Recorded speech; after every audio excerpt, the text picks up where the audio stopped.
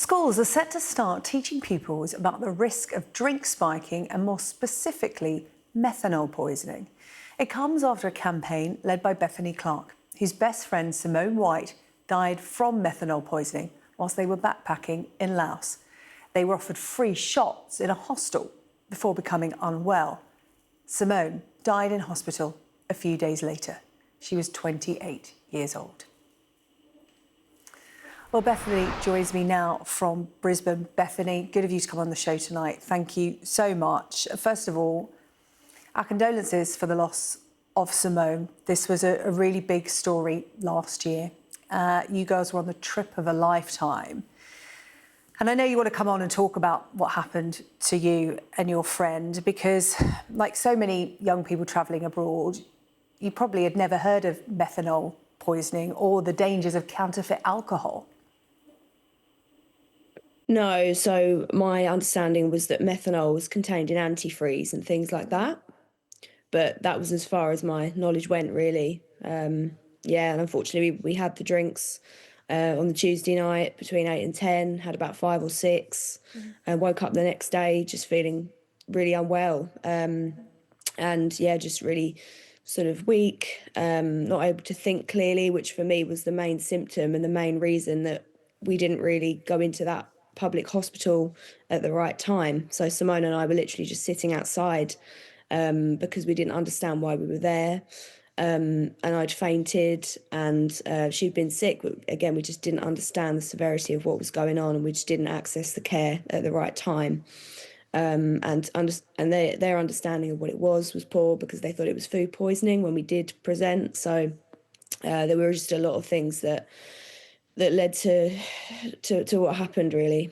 Yeah, and it was just fortuitous that a friend you were with actually Googled your symptoms and methanol poisoning came up, because many countries have unregulated alcohol industries, and this is a real problem. Methanol is seen as a cheap substitute for alcohol, and it can be found particularly in spirits. You were fortunate in terms of you survived that. Your best friend Simone did not. Can you talk to me about the circumstances of those few days afterwards and what happened to her?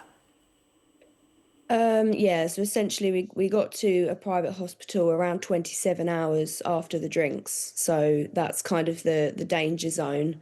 It was too late, and they took her away. She had hemodialysis to try and clean her blood. They told me that her blood was clean, effectively, but she was sedated because of how many seizures that she'd had. And we were basically just waiting for her to come out of sedation and wake up. But unfortunately, she never did. And I had a conversation with the neurosurgeon who wanted to do a decompression craniotomy and relieve some of the pressure on the left-hand side of her brain, which is what they did, which we later found out that from a methanol poisoning expert that really that surgery would never have worked. But anyway, they did the surgery, but unfortunately the other side of her brain became swollen too. And then they said, well, you know, she's just going to have to remain in a coma and she'll have to die naturally. So we waited for her to die naturally, but it wasn't happening. So then the UK consulate got involved and said to her mum, Sue, you know, you can actually switch it off yourself, which is what Sue had to do. It took her about 3 attempts because of the backup ventilator and the tube needing to come out. And the staff there were Buddhist, so they didn't really want to help, you know, do that, because it's just not in their religion to help end life. So yeah, that's basically what happened. And yeah, we all came home the day that she died.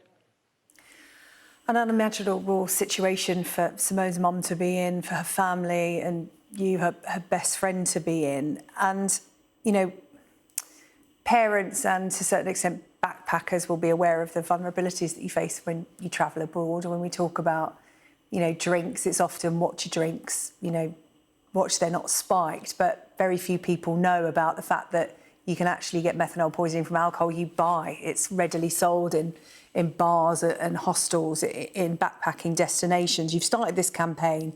The petition is on change.org, and you want to raise awareness about not just methanol poisoning, but the symptoms to help people avoid happen to what happened to Simone, you and other backpackers on that night. Can you talk to us about the campaign and what you're trying to do? Yeah, so we set up the change.org basically to do what Australia are doing. They're getting posters on the backs of toilet cubicle doors which have the symptoms of methanol poisoning. And I think having something like that in a lot of international airports would make a real difference, alongside getting education into schools, which is what we've achieved now. But I want that in other countries as well. So if everybody could sign that change.org, it will make a massive difference.